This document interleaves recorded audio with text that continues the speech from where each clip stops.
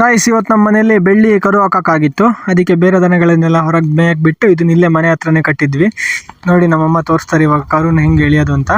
ಮುಖ ಮುಂದೆ ಬಂದುಬಿಟ್ರೆ ಸುಲಭ, ಡಾಕ್ಟರ್ನೆಲ್ಲ ಕರಿಬೇಕಂತಿಲ್ಲ. ಆ ಮುಖ ಕೈ ಕೊಟ್ಟು ಹೇಳಿದ್ರೆ ಸಾಕು, ಕರು ಹೊರಗಡೆ ಬಂದುಬಿಡುತ್ತೆ. ಅಕಸ್ಮಾತ್ ಕೆಲವು ಸತಿ ಮುಖ ಬರೋಲ್ಲ, ಹಿಂದ್ಗಡೆ ಕಾಲು ಬರುತ್ತೆ, ಅವಾಗ ತುಂಬ ಕಷ್ಟ ಆಗುತ್ತೆ. ನಮ್ದು ಇನ್ನೊಂದು ಬಾನು ಅಂತ ಇದೆ, ಅದಕ್ಕೆ ಯಾವಾಗಲೂ ಕಷ್ಟ ಕರು ಹಾಕೋಕ್ಕೆ. ಅದು ಕರು ಹಾಕುವಾಗ ಪ್ರತಿ ಸತಿ ಡಾಕ್ಟ್ರನ್ನ ಕರಿತೀವಿ. ಯಾಕಂದರೆ 2 ಸತಿ ಅದ್ರದ್ದು ಗರ್ಭಕೋಶ ಎಲ್ಲ ಹೊರಗೆ ಬಂದಿತ್ತು, ಅದನ್ನ ಮತ್ತೆ ಎಲ್ಲ ಒಳಗಡೆ ಹಾಕಿ ಸ್ಟಿಚ್ ಮಾಡಿರೋದು.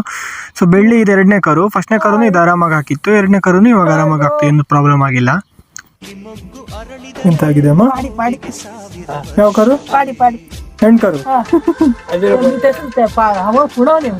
ಕನ್ನಡದಲ್ಲಿ ಹೇಳು. ಅದು ಇನ್ನೊಂದು ಹೇಳು, ಏನೋ ಹೇಳ್ದಿಯಲ್ಲ. ಅಲ್ಲ ಪುಣವ್ ಉಣ್ಮೆ ದಿನ ಕರು ಹಾಕಿದ್ರೆ ನಾಳೆ ಉಣ್ಮೆನ, ಉಣ್ಮೆಕ್ಕಿಂತ ಹಿಂದೆ ಹಾಕಿದ್ರೆ ಹೆಣ್ಕರು. ಗಂಡು ಕರು.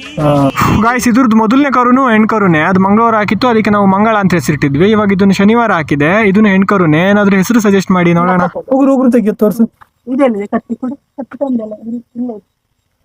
ತೋರ್ಸ ಅಂತ. ಇದು ಉಗುರು ತೆಗಿಬೇಕು ನೋಡಿ, ಇಲ್ಲಾದ್ರೆ ದಪ್ಪ ಆಗತ್ತಂತ ಅಮ್ಮ ಹೇಳೋದು.